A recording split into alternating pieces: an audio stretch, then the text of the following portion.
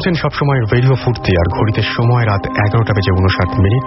শুরু হয়ে গেল ভূত এফএম। এবং ভূত এফএমে আমি রাসেল আছি আপনাদের সাথে, আমার সাথে আছে মাসুম এবং আর কেউ নেই, অর্থাৎ আজকের অতিথিরা নেই। অতিথিরা নেই এই কারণেই যে আমরা অনেকদিন ধরে আপনারা SMS করছিলেন, বলছিলেন যে প্রথম এপিসোডটা, সেকেন্ড এপিসোড অর্থাৎ জুজু যে এপিসোডটা সেটা কবে হবে এরকম অনেক SMS পেয়েছি, অনেক ইমেলও পেয়েছি আপনাদের কাছ থেকে। আপনারা সবাই শুনতে চেয়েছেন জুজুর ঘটনাটা। অনেকে দেশের বাইরে থেকে শোনেন আমি জানি, অনেকে হয়তো নতুন জয়েন করেছেন, তারাও হয়তো অনেকে চাচ্ছেন যে জুজুর এপিসোডটা যদি আবার রিপিট করা যায়। তো আমরা প্ল্যান করেছি যে আজকে আপনাদেরকে সেই টোটাল এপিসোডটা, পুরো এপিসোডটা আমরা শোনাবো, একদম যেভাবে সেটা ঘটেছিল, যেভাবে আমরা করেছিলাম ঠিক সেইভাবে, হুবহু সেভাবে, কোনো চেঞ্জ থাকবে না। তবে এখন কিন্তু আপনি চাইলে, আমি আপনাকে বলে রাখি, যদি আপনি কোনো এপিসোড মিস করে ফেলেন, যেমন আজকের এপিসোডটা তো মিস করে ফেলতে পারেন, তাহলে আপনি ইচ্ছা করলেই এয়ারটেল এম রেডিওর মাধ্যমে আবার এই এপিসোডটি শুনে ফেলতে পারেন। এবং সেই জন্য আপনাকে যেটা করতে হবে, আপনার এয়ারটেল নাম্বার থেকে ডায়াল করতে হবে 4040, সিলেক্ট করতে হবে চ্যানেল 22, এবং তাহলে দেখবেন যে আপনি একের পর এক এপিসোডের অপশনগুলো চলে আসছে। যে এপিসোডটি আপনি মিস করেছেন বা আবারও শুনতে চান, সেই এপিসোডটি আপনি তাৎক্ষণিকভাবে আবারও শুনতে পাবেন। আর আপনি ইচ্ছা করলে ভূত এফএমের যে কলার টিউন, ভূত এফএমের যে টিউন, সেটা আপনি ইচ্ছা করলে কলার টিউন বা মাই টিউন হিসেবে সেট করতে পারেন। আর ভূত এফএমের কলার টিউনটা সেট করতে হলে, ভূত এফএমের টিউনটা সেট করতে হলে আপনাকে অবশ্যই এটা কোড নাম্বার মনে রাখতে হবে। আর কোড নাম্বারটা হচ্ছে 92125, এবং একটা SMS পাঠিয়েই আপনি এই টিউনটাকে নিজে টিউন করে ফেলতে পারেন। আপনাকে যেটা করতে হবে সেটা হচ্ছে মোবাইলের মেসেজ অপশনে গিয়ে টাইপ করে ফেলতে হবে CT স্পেস দিয়ে 92125 এবং পাঠিয়ে দিতে হবে 3123 নাম্বারে। আর কথা নয়, চলে যাব জুজুর সেই এপিসোডটাতে, অর্থাৎ সেকেন্ড এপিসোডটাতে। চলুন শুনে আসি কি ঘটেছিল সেই সেকেন্ড এপিসোডে। জিনিসটা কি? একটা মৃত মানুষের আত্মা। সেই মৃত মানুষের আত্মাটা সেই মানুষের রূপ ধরেই রাস্তাঘাটে চলতে ফিরতে পারে, বা অন্য কারো রূপ ধরে চলতে ফিরতে পারে, কিংবা এরকম হতে পারে যে কোনো জীব জন্তুর রূপ ধরে চলছে ফিরছে। তো তোমার পাশে যে লোকটা বসে আছে বা হেঁটে যাচ্ছে, তার গায়ে হাত দিয়ে তো কখনো তুমি দেখোনি যে সেই লোকটা আসলেও বেঁচে আছে কিনা, তাকে ছোঁয়া যায় কিনা। সুতরাং আজকে শোটা শুরু করতে চাই এটা একটা প্রশ্ন রেখে। আপনি ভূত দেখেছেন কখনো? কিংবা আপনার চারপাশে যে সমস্ত মানুষ আছে, আপনি কি জানেন তারা জীবিত নাকি মৃত? যাই হোক, ভূত এফএমে আজকে আমরা সবাই আছি এবং আমাদের সাথে রয়েছেন বিভিন্ন ভূত স্পেশালিস্টরা, এবং তারাই বলবেন ব্যাপারটা। এবং আমরা প্রথমেই আমাদের সাথে নতুন আজকে জয়েন করেছেন আরো একজন, আমাদের কৌশিকদার সাথে একটু পরিচয় করে দেবো আপনাদের সবাইকে। ওকে, হ্যালো লিসনার্স, আমি কৌশিক, আর আজকে সুমন ভাই, সাকিব আর জিবরানের সাথে এখানে আছি, যেটা রাসেল বলে অ্যাজ আ ভূত স্পেশালিস্ট। রাইট। তো শোয়ের শুরুতেই রাসেল একখানা প্রশ্ন করেছিল যে আমার পাশে যে মানুষটা হাঁটছে বা যে আমার পাশে বসে আছে, সে অ্যাকচুয়ালি লাইফ কিনা আমি কিভাবে বুঝবো, সে জীবিত কিনা কিভাবে বুঝবো? এক্স্যাক্টলি। সত্যি কথা বলবো, মানে অ্যাকচুয়ালি বোঝার কোনো উপায় নেই। মানে আমার কাছে মনে হচ্ছে কি যে এরকম হতে পারে যে আমি যাকে মনে করছি সুমন ভাই, সে হয়তো সুমন ভাই না, মানে সেই জায়গাটায় হয়তো সুমন ভাইয়ের মতন করে আরেকজন মানুষ বসে আছে, বা এখানে সাকিব ভাই আছেন, সাকিব ভাইয়ের জায়গায় হয়তো, বা জিবরান ভাইয়ের জায়গায় হয়তো আরেকজন বসে আছেন। তো সাকিব ভাই, আমি জানি যে আমার ডপলগ্যাঞ্জার বসে আছে।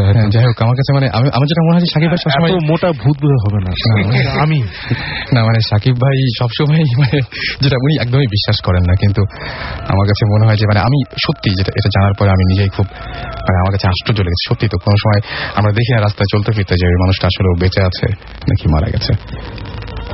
তো দাদার সাথে তো আমরা পরিচিত হলামই। দাদা আমাদের সাথে মানে কি বলবো, আজকে থেকে জয়েন করেন, এবং আমাদের সাথে ভৌতিস্ট টিম রয়েছেন, তারাও এক্সপিরিয়েন্স শেয়ার করবেন, এবং সুমন ভাই আছেন এখানে, সাকিব ভাই আছেন, জিবরান ভাই আছেন, সবাই আছি আমরা।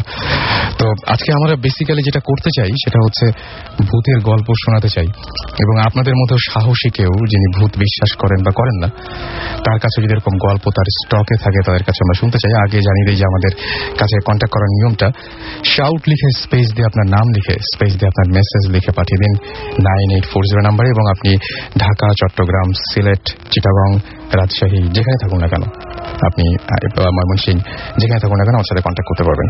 তো আমরা কি গল্প শুরু করতে পারি না? হ্যাঁ শিওর।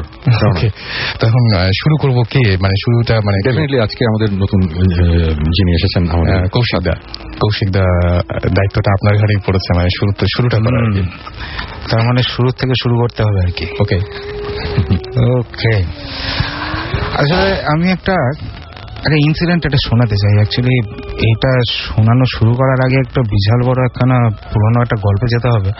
দরকার নেই সে পুরোনো গল্পে যাওয়ার মধ্যে, আমরা ডাইরেক্টলি চলে যাই আর কি, কেন মানে একটা লিঙ্ক আছে ওই গল্পটার সাথে।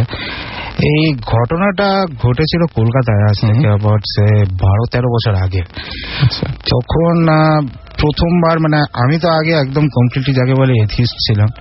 হ্যাঁ, আর যেরকম আমার বয়সী সবাই যারা তখন ওখানে ইউনিভার্সিটিতে পড়ে তারা সবাই কোনো না কোনো সময় একটু কমিউনিজম নিয়ে ডাবল করে, তাই জন্য যা হয় আর কি, communism is equal to atheism equal to all sorts of disbelieving everything that happens. তো সেই সময় ভূত যাই হোক, মানে anything which is suppose to be paranormal সেটাকে তো বিশ্বাস করতাম না আর কি। রাইট। তারপরে একবার একটা ঘটনা ঘটলো আমাদের ইউনিভার্সিটি বিল্ডিং এ, যেখান থেকে বিশ্বাসটা আস্তে আস্তে করে একটুখানি তৈরি হওয়া শুরু হলো। ওইটা কোনো এক সময় কিছুক্ষণ পরে হয়তো বলবো, কিন্তু যেটা বলতে চাচ্ছিলাম কি, যে এই ইউনিভার্সিটিতে ভূত ধরা পড়ার পর এবং একখানা রিচুয়াল করার পর একদম পাশে নেবারহুডে এক ভদ্রলোক উনি আমাদের এসে কন্ট্যাক্ট করলেন একবার, যে ভাই আমি জানি না কি করতে হবে, জানি না কি করা যাবে, তো একটা জিনিস আছে একটুখানি শুনবেন কি? তো আমরা গেলাম। ইনফ্যাক্ট আমি এবং আমার এক বন্ধুর বাবা, আমরা দুজন ছিলাম ওখানে। উনি পেশায় উকিল, আবার একটু তান্ত্রিকও ছিলেন আর কি। হ্যাঁ, তো আমরা দুজন গেছিলাম ওখানে। তো বেসিক্যালি আমি গল্পটা বলি আর কি। যিনি আমাদেরকে নিয়ে গেছেন উনি হচ্ছেন বড় ভাই, এবং এই জিনিসটা ঘটেছে ওনার ছোট ভাইয়ের সাথে। ছোট ভাই বেসিক্যালি উনি একটা টি এস্টেটে, ওটা আলিপুর দুয়ারে।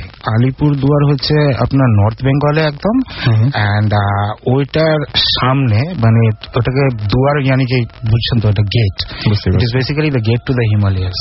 অ্যান্ড সামনে হচ্ছে গিয়ে আপনার মাউন্টেন্স আছে, তারপরে নদী আছে, অ্যান্ড প্রচুর প্রচুর টি এস্টেট। এই ভদ্রলোক উনি তুরতুরিয়া বলে একটা টি এস্টেটের অ্যাসিস্ট্যান্ট ম্যানেজার ছিলেন।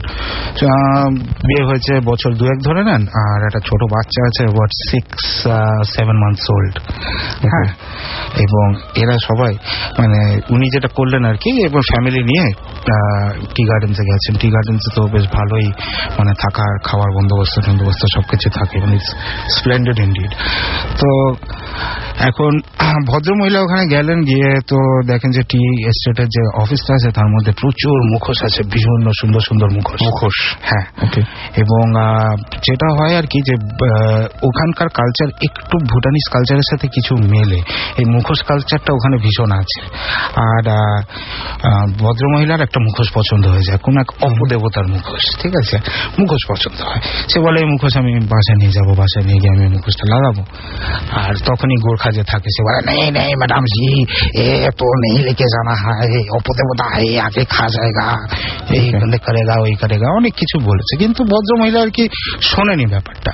উনি যেটা করলেন, উনি একদম ডাইরেক্ট মুখোশ নিয়ে বাসার মধ্যে একদম পুরো লাগা টাকা দিচ্ছেন।